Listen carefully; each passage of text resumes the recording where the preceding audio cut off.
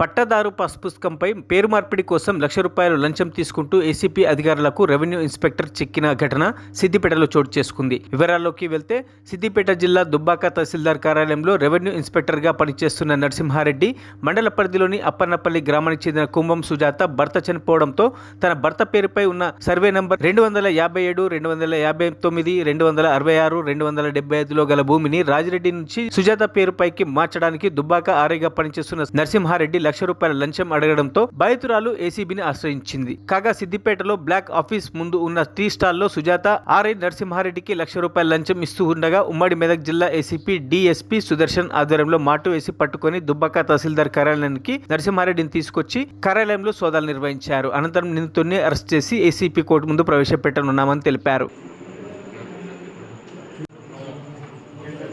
అందరూ షేర్ చేసుకోవాలి. మీరు అందరూ టీం ఉంటుంది కదా. ఎవరికి ముందు పోతే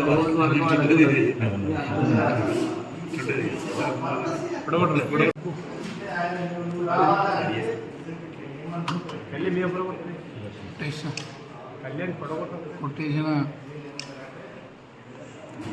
సౌండ్ పోయి కొట్టాలి ఎత్తుకోండి దిగ్గియకండి.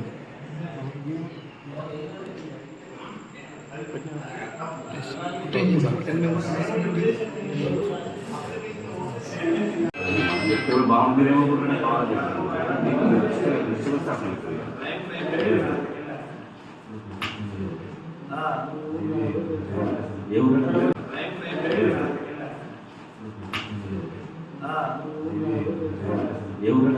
మరిన్ని అప్డేట్స్ కోసం మా ఛానల్ని సబ్స్క్రైబ్ చేయండి.